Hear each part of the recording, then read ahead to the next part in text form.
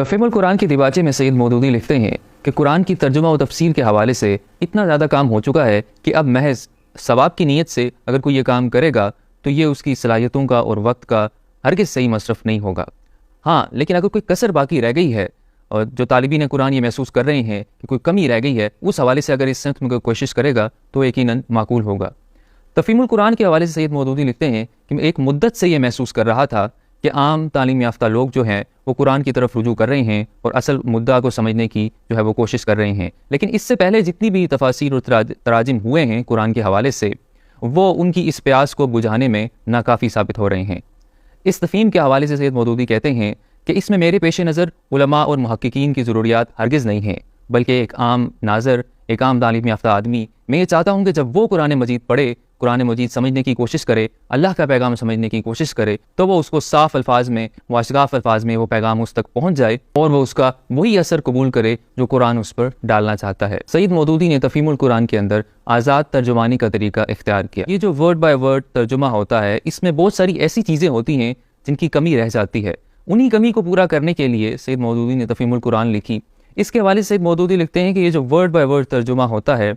एक तो इसमें जो रवानी इबारत होती है, जो ज़ोर कलाम होता है, उसका फुकदान नज़र आता है। जब नाज़िर अरबी इबारत के नीचे उर्दू की इबारत पढ़ने की कोशिश करता है तो उसे एक बेरब्त किस्म की, गैर मुसलसल और एक बेजान किस्म की इबारत जो है वो मिलती है और उसके ज़रिए से जो है वो नाज़िर के ऊपर वो असर नहीं पड़ता जो असल में उसके ऊपर पढ़ना चाहिए। आम जो हम मज़ामीन पढ़ते हैं उनके अंदर हम ये देखते हैं कि एक तसलसल के साथ हमें एक तहरीर नज़र आ रही होती है जिसको हम पढ़ते जाते हैं और उसके हम सहर में मुबतला हो जाते हैं। इसके साथ साथ अदब की भी एक तो स्पिरिट होती है जो कुरान की अपनी जो इबारत है, अरबी की इबारत, उसके अंदर जो है वो कूट कूट के भरी होती है।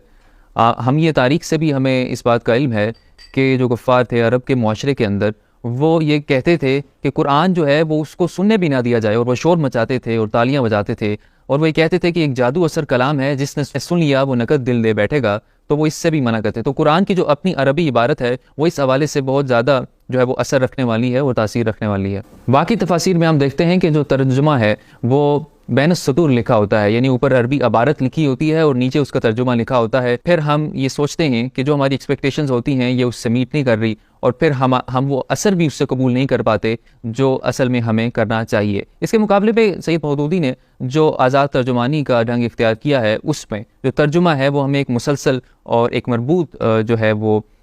इबारत की सूरत में नज़र आता है, तो इससे ये जो कमी है वो हमें पूरी होती हुई नज़र आती है। एक बहुत ही इंपॉर्टेंट बात ये कि कुरान का जो तर्ज़ बयां है वो तहरीरी नहीं बल्कि तकरीरी है। इससे बहुत ज़्यादा फ़र्क पड़ता है। अगर आप तकरीर को तहरीर के अंदाज में पेश करेंगे तो उसमें भी ज़ाहिर है एक गैर मरबूत किस्म की इबारत जो है, एक टूटी फूटी इबारत जो है वो आपको मिलेगी। तो ये बहुत ज़रूरी है कि कुरान का जो तकरीरी अंदाज़ है वो आप जब तहरीर में उसको कन्वर्ट कर रहे हों तो उस तकरीर को आप तहरीर में एहतियात के साथ कन्वर्ट करके जो है वो पेश करें। ये बात हम जानते हैं कि जो कुरान है वो एक किताब की सूरत में पहले से मौजूद नहीं था और अल्लाह के रसूल सल्लल्लाहु अलैहि वसल्लम के ऊपर अल्लाह की तरफ से नाजिल नहीं हुआ, बल्कि जो इस्लामी तहरीक थी उसको जो मुख्तलिफ मौके में मुख्तलिफ सिचुएशन से उसको साबका पेश आता था, तो उस वक्त जो है वो अल्लाह की तरफ से अल्लाह के नबी सल्लल्लाहु अलैहि वसल्लम पर जो है वो कुरान की आयत जो है वो नाजिल होती थी तकरीर की शक्ल में। तो इस हवाले से हमें देखना है कि दोनों जो तर्ज़ बयान हैं ये मुख्तलिफ हैं और तहरीर और तकरीर ये दोनों मुख्तलिफ इस तरह से होते हैं। जब हम तहरीर लिख रहे होते हैं तो हमारा एक मौजू होता है और उसके ऊपर हम जो है वो बातचीत करते हैं, उसको एक्सप्लेन करते हैं और फिर उसके बाद उसको कंक्लूड करते हैं। कोई अगर जुमला मोतरज़ा उसमें हम ऐड करना चाहें, यानी कलाम से हटकर कोई बात करना चाहें, तो उसको बड़ी एहतियात से हम ऐड करते हैं ताकि हमारा जो एक रब्त है कलाम का वो डिस्टर्ब ना हो। जबकि तकरीर के अंदर तो जो मुतकल्लिम है और जो मुखातिब है वो तब्दील होते रहते हैं, कभी वो फर्स्ट पर्सन बन के बात करता है, कभी थर्ड पर्सन बन के बात करता है और जुमला मोतरज़ा जो है वो उसमें ऐड होते रहते हैं और ये तकरीर का हुस्न भी होते हैं। तो ये दो मुख्तलिफ तर्ज़ बयान हैं, अगर इनको हम समझ लेंगे तो फिर कुरान के फ़हम हमारे लिए आसान हो जाएगा। तो सैयद मौदूदी ने जो आज़ाद तर्जुमानी का तरीका इख्तियार किया है उसके अंदर ये गुंजाइश बड़ी हद तक मौजूद होती है कि एहतियात के साथ कुरान का जो वो तकरीरी तर्ज़ बयान है उसको तहरीर में कन्वर्ट करते हुए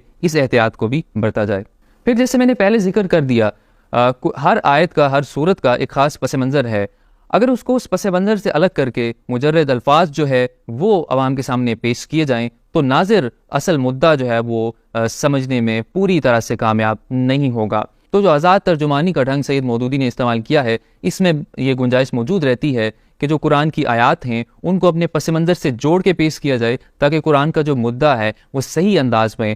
ناظر تک پہنچ سکے۔ اس سے ہٹ کر اگر ہم دیکھیں تو قرآن کی اپنی ایک اصطلاحی زبان بھی ہے۔ بہت سارے ایسے الفاظ ہیں جو اپنی لغوی معنی سے ہٹ کر قرآن کی ایک خاص اصطلاحی زبان میں انہیں استعمال کیا گیا ہے، اور بہت سارے ایسے الفاظ ہیں جو مختلف جگہوں پر مختلف مفہومات کے ساتھ استعمال کیے گئے ہیں۔ تو جو ورڈ بائی ورڈ میننگ کا جو طریقہ ہے اس کے اندر یہ گنجائش باقی نہیں رہتی۔ آپ ایک لفظ کا ایک ہی ترجمہ ہر جگہ کرتے ہیں، اور پھر بہت ساری ایسی جگہیں آتی ہیں جہاں ناظر پریشان ہو جاتا ہے یا وہ خلجان میں مبتلا ہو جاتا ہے، کیونکہ صحیح طرح سے بات جو ہے وہ اس کو سمجھ میں نہیں آ رہی ہوتی۔ لفظی ترجمے میں کسر اور خامی کے یہی وہ پہلو تھے جن کو مد نظر رکھتے ہوئے یا جن کو بنیاد بنا کر سید مودودی نے آزاد ترجمانی کا ڈھنگ اختیار کیا۔ آخر میں سید مودودی نے ایسی ٹپس بھی دی کہ جن کو اختیار کرتے ہوئے آپ تفہیم القرآن سے جو ہے وہ میکسیمم فائدہ اٹھا سکتے ہیں۔ سب سے پہلی بات، تفہیم القرآن میں ہر صورت سے پہلے ایک دیباچہ دیا گیا ہے جہاں اس صورت کا پس منظر بیان کیا گیا ہے۔ یہ باقی تفاسیر سے مختلف بھی ہے اور اچھا بھی اس لحاظ سے ہے کہ جو پڑھنے والا ہوتا ہے اسے پتہ چل جاتا ہے کہ یہ جو آیات ہیں یہ ایک خاص پس منظر میں بیان کی گئی ہیں، تو وہاں سے جو میسج ہوتا ہے وہ ایکسٹریکٹ کرنا آسان ہو جاتا ہے اور اس کو سمجھنا جو ہے وہ آسان ہو جاتا ہے۔ دوسری ٹپ سید مودودی یہ لکھتے ہیں، دوسری بات یہ بتاتے ہیں کہ جب آپ وہ آیات پڑھ رہے ہوں، ان کا مطالعہ کر رہے ہوں، تو اس دوران پس منظر پہ آپ اپنا خاص نظر رکھیں۔ جو ہر صورت سے پہلے دیباچہ لکھا ہے اس کے اوپر آپ نظر ضرور رکھیں، اس سے آپ جو پیغام ہے اس کو بہتر انداز میں جو ہے وہ سمجھ سکتے ہیں۔ تیسری بات یہ کہ آپ کسی دوسری تفسیر سے جس کے اندر لفظی ترجمے کا طریقہ اختیار کیا گیا ہے، آپ جتنا معمول کے مطابق قرآن پڑھتے ہیں آپ وہاں سے اس تفسیر سے وہ پڑھ لیں۔ اس سے یہ ہوتا ہے کہ آپ کو ہر لفظ کا مطلب بھی آتا رہتا ہے، اور یہ جو ایک کمی ہمیں بظاہر محسوس ہوتی ہے وہ بھی پوری ہوتی رہتی ہے۔ اگلی بات سید مودودی یہ لکھتے ہیں کہ آپ حواشی پر نظر رکھے بغیر، یعنی جو تفصیل لکھی ہوتی ہے اس کے اوپر نظر رکھے بغیر جو ایک ترجمہ ہے اس کو آپ مسلسل پڑھ لیں، اور اس کے بعد پھر جو ہے وہ آپ حواشی پر نظر ڈالیں اور تفسیر جو ہے وہ مکمل کے ساتھ پڑھ لیں اور گہرائی میں جا کر اس کو پڑھ لیں۔ تو یہ چند جو آخر میں ٹپس دی ہیں سید مودودی نے اسی دیباچے کے اندر، جن کو اگر ہم اختیار کریں گے تو ہم تفہیم القرآن کو پڑھتے ہوئے اس سے میکسیمم جو ہے وہ فائدہ اٹھا سکتے ہیں۔